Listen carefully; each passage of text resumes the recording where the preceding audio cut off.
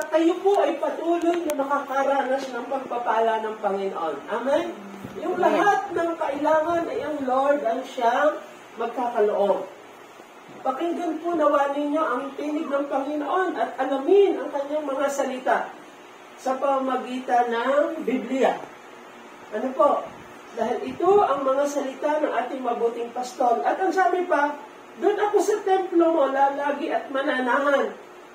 Kayo po ay sumamba sa Panginoon. Yun ang aking masasabi.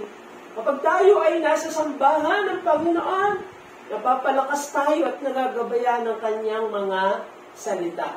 Ano po? At marami tayong lalo nating matututuhan ang Panginoon.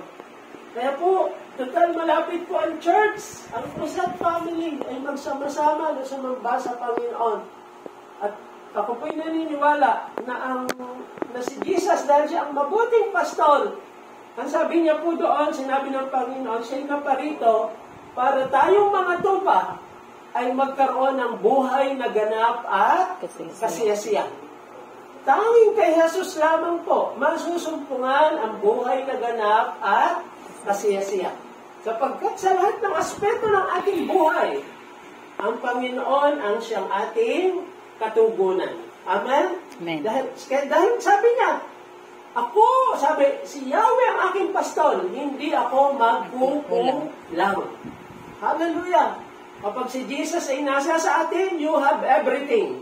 Kapag si Jesus ay ang ating mabuting pastol na ating sinusundan, dahil si Jesus bilang mabuting pastol, siya ang guardian ng ating kaluluwa, nais niya na dalhin tayo sa maayos na kalagayan.